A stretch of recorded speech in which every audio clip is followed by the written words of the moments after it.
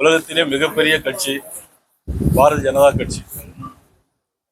உலகத்தில் மிகப்பெரிய தலைவர்கள் பாரத பிரதமர் நரேந்திர மோடி அவர்கள் உலகெங்கும் இன்னைக்கு போய் இந்தியாவுடைய பெருமையை உலகெங்கும் இன்னைக்கு எல்லா நாடுகளிலும் போர் மூண்டு கொண்டிருக்கிறது.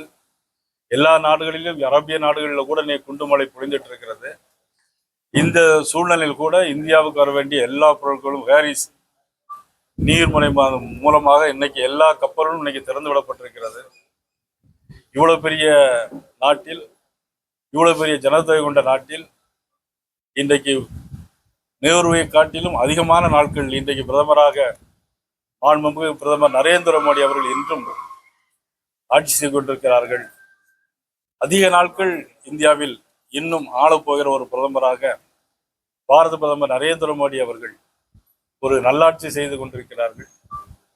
அதில் தமிழகத்திற்கு மட்டும் உதவியவில்லை, எல்லா நன்மைகளும் தமிழகத்திற்கும் தருவதற்கு பாரத பிரதமர் நரேந்திர மோடி அவர்கள் தயாராக இருந்து கொண்டிருக்கிறார் என்பதை இந்த நேரத்திலே தெரிவித்துக் கொள்கிறேன். முன்னாள் மாநில தலைவர் நீங்க பிறந்த நாள், முன்னாள் மாநில தலைவர் டெல்லி போயிருந்தாங்க, நீங்களும் டெல்லி போயிருந்தீங்க, எதுவும் பேசப்பட்டதா என்ன? உங்கள் அனைவருடைய வாயிலாக, இந்த மீடியா ஊடகங்கள் வாயிலாக எனது அருமை சகோதரர் திரு அண்ணாமலை அவர்களுக்கு இனிய பிறந்த நாள் நல்வாழ்த்துக்களை நான் தெரிவித்துக் கொள்கிறேன். அவர் நல்ல ஆரோக்கியமும் குடும்பத்தோடு நல்ல சுகத்தோடு வாழ்வதற்கு இறைவன் அவருக்கு எல்லா வகையிலும் உதவி செய்ய வேண்டும் என்று அன்போடு நான் அவர் புதிய கட்சி ஆரம்பிக்க போறதா ஒரு தகவல் வெளியில போயிட்டே இருக்கு. இருந்தாலும் நீங்க பேச்சுவார்த்தை நடத்தினதாகவும் நீங்க கூட அவர்கிட்ட பேசினதாகவும் பல்வேறு தகவல்கள் வெளியே பேசப்பட்டது. என்ன நடக்கும்?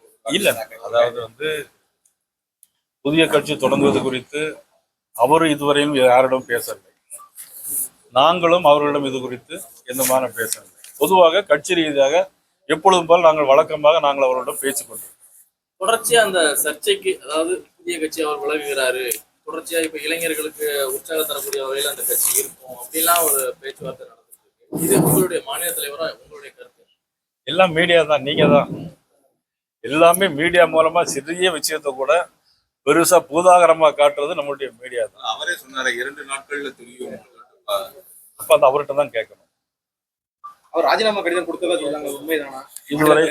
இதுவரையிலும் மாநில தலைவர்கள் முறையில் என்னிடம் எந்த கடிதமும் வரவில்லை. என்ன அவருக்கு பாரதிய ஜனதா கட்சியில என்ன அவருக்கு மைனஸா இருக்கு? ஏன் வெளியே போகணும் எண்ணத்துல இருக்காரு?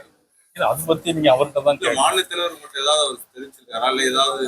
இதுவரையிலும் திரு அண்ணாமலை அவர்கள் என்னிடம் எந்த விதமான கருத்து இதை பற்றி பேசவில்லை. வேற நாங்கள் மற்ற விஷயங்களும், குடும்ப விஷயங்கள், கட்சி விஷயங்கள் பேசுகிறோம். முதலமைச்சர் விஜய் அவர்களின் செயல்பாடு எப்படி இருக்கு?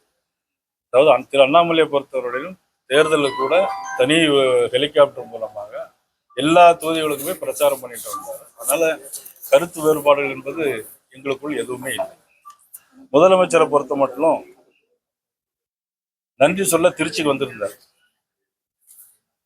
ஒரு முதலமைச்சராக பதவியேற்ற பிறகு பெரும்பான்மை அரசு இல்லாட்டா கூட அவர் சிறுபான்மை அரசு அப்படின்னு சொன்னார். அது சிறுபான்மை அரசா சிறுபான்மையினர் அரசா என்பதை அவர் கொஞ்சம் விளக்குன்னா நல்லா இருக்கும்.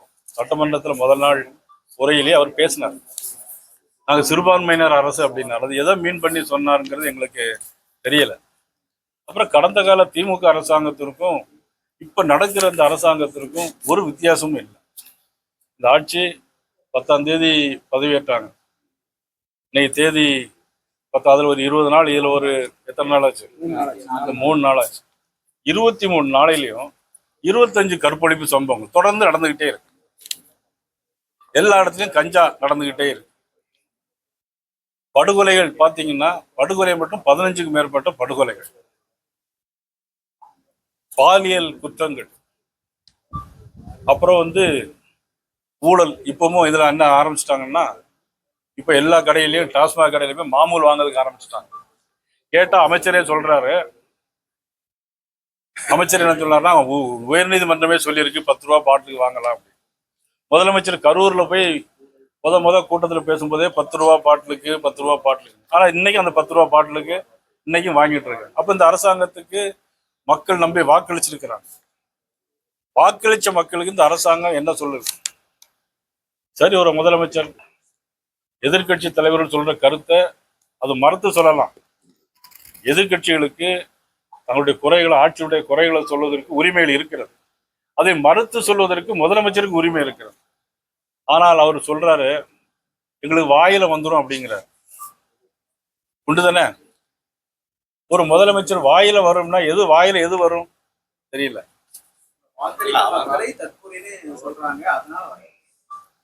மக்களை யாருமே மக்களை தற்கொலைன்னு சொல்லல. அவர் சொன்னார்ல, எனக்கு உங்களுக்கு வாக்களித்தால் அவங்க நல்லவர்கள், எனக்கு வாக்களித்தால் தற்கொலை. மக்களை பற்றி யாரும் குறை சொல்லல. எவர் எப்படி சொன்னாலும் ஒரு முதலமைச்சர் பொறுப்போடு உணர்ந்து கொள்ள வேண்டும். நீங்க சொல்றது எது வேணாலும் சொல்லலாம். ஒரு முதலமைச்சர் வந்து வாயில வரும் அப்படிங்கிறத ஒரு தமிழ்நாட்டு மக்கள் அதனுடைய கொச்சைப்படுத்தியான வார்த்தை அது. இனிமேல் முதலமைச்சர் அதை தவிர்த்து கொள்ள வேண்டும். அது மத்திய இணையமைச்சராக போறதா நீங்க ஒரு பரபரப்பான பேச்சு போயிட்டு இருக்கு. நான் டெல்லிக்கு போயிட்டு வந்தேன். எங்களுடைய அகில இந்திய பொதுச் செயலாளர் மட்டும் பார்த்துட்டு வந்தேன். பட் இது குறித்து எனக்கு எந்த விதமான கருத்தும் எதுவும் வரல. நீங்க தான் சொல்றீங்க. நேற்று எல்லா தொலைக்காட்சியிலும் பேசப்பட்ட பொருள் தான். தொலைக்காட்சியில தானே எல்லாமே பேசப்படுது.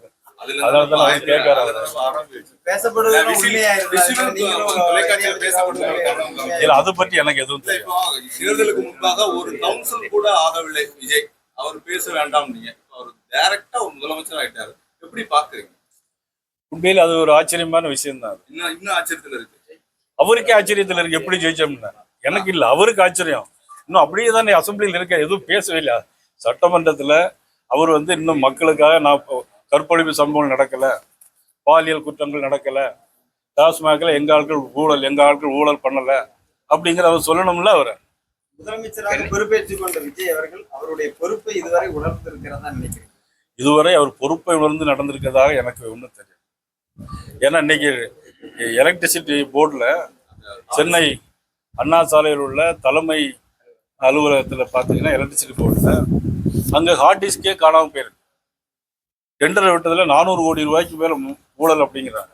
இந்த 20 நாளைக்குள்ள ஹார்ட் டிஸ்க் காணாமல் போனா இன்னும் எத்தனை நாள் இருக்கு? இல்ல அது அதில் சொல்லியிருக்காரு, அமைச்சர் தெளிவா சொல்லியிருக்காரு. இதுக்கு முன்பு இருந்த அரசோட உதவியோட அதிகாரிகள் யாராவது, ஊழியர்கள் யாராவது இன்னைக்கு அரசாங்கம் யாருடைய அரசாங்கம் நடக்குது?